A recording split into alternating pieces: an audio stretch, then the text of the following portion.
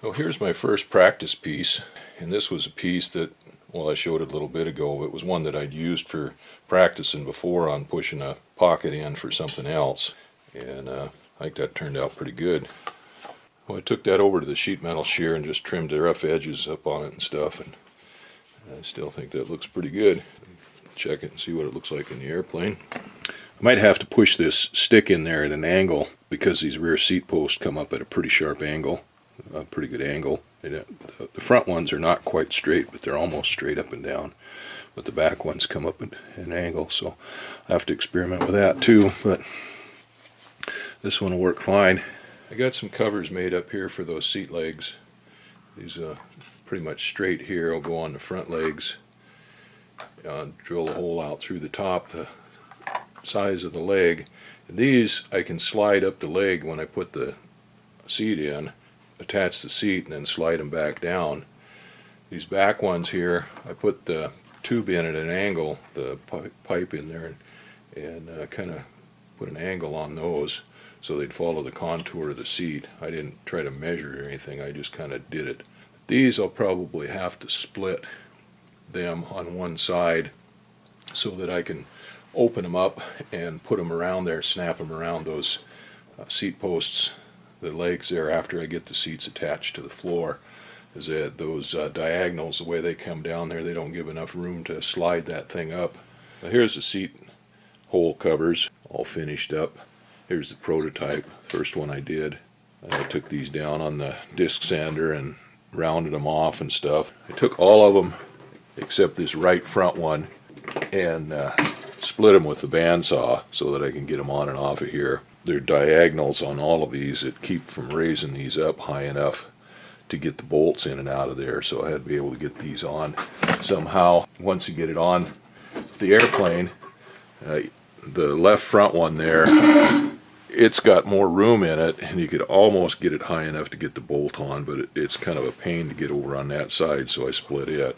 But this one on the right side here, it doesn't have anything interfering with it, so it can go on like that and stay on there. Anyway, I think those will work to keep the crap from going down through the holes in the floorboards for the seat attach fittings.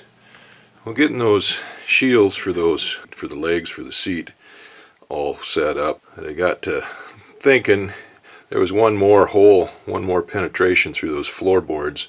I didn't really think too much about it because it's over there on that left side and it's kind of back under the seat, and I didn't think, well, stuff's not really going to go over on that side off your feet too much. And then I remembered I had one more piece of this stuff with these nipples on them, this boat out stuff, the one that I tried initially, the test piece that I did. I had it left over. Well, I brought it over here and checked it out, and that worked just fine for going over those wires. This was the penetration I was talking about, is where this battery cables and stuff come up through the floor. There was a hole there, or there is a hole there. I went ahead and fitted it in there. Now it's kind of in an odd shape because I had to clear these other pieces that go underneath this torque tube, and it had to fit around this cover for this leg, but it fits in there and it covers that hole. Now, some of those pieces are kind of odd shaped. They're not all uniform and everything, but I made all of that out of scrap. Alright, putting the seat in. These seats in the best of conditions are a pain in the butt to put in. You've got 4 legs here that are all coming down at different angles, and they go in, and there's 2 tabs on each leg that come up that welded into the structure of the airplane. And so you've got to line the holes in the seat up with the holes in the tabs. None of this stuff is made in a fancy jig or anything like that they come out anywhere close to being exact. This one is not too bad so far. I've been able to get all the legs down inside of the ears, and that can be a problem sometimes. But in this case, I got them in there. I've had this thing in and out of here several times, and it's gotten easier. But these holes don't come anywhere close to lining up. I'm going to try to line up this one here on this front leg first, and I've got it in there. I can kind of see the hole sometimes, so I'm going to try that, line that one up and get a bolt in through that, and then I'll work my way around the clock here.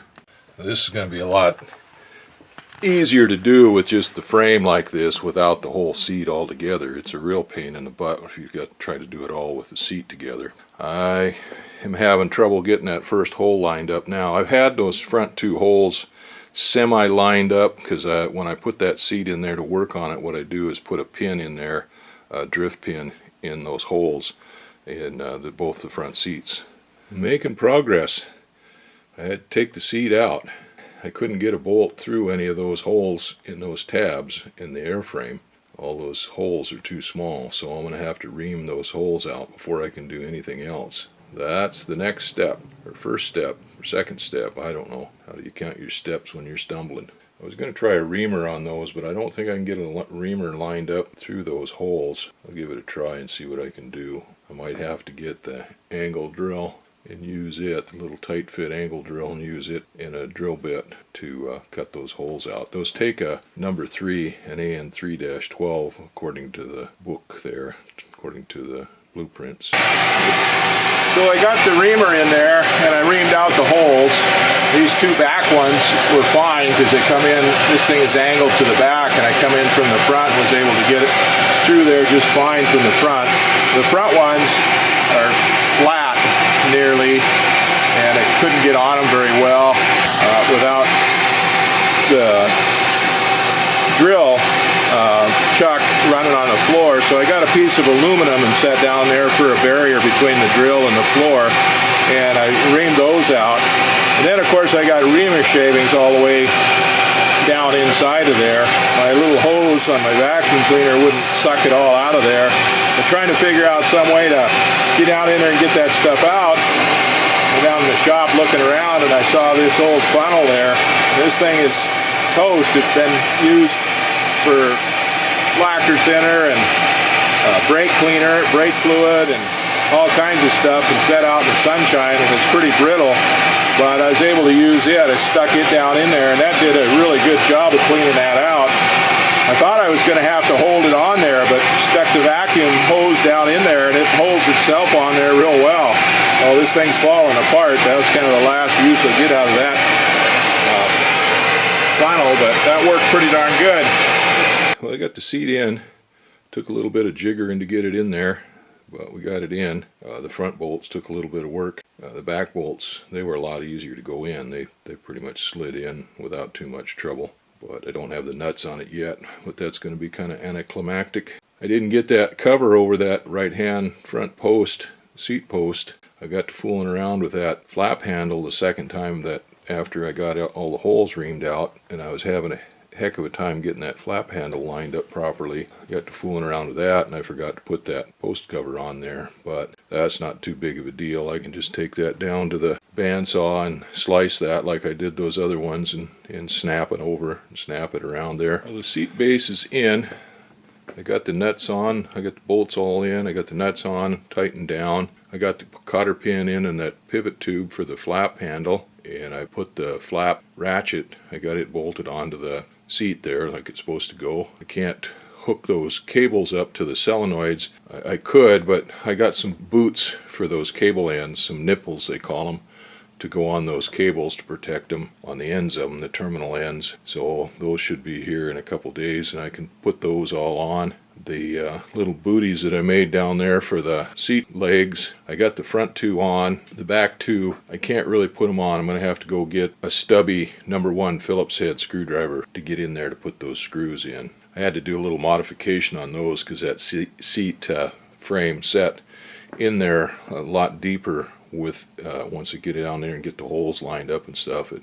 It set different than it did when I had it in there before. But those are going to fit okay. I've got the front ones screwed down.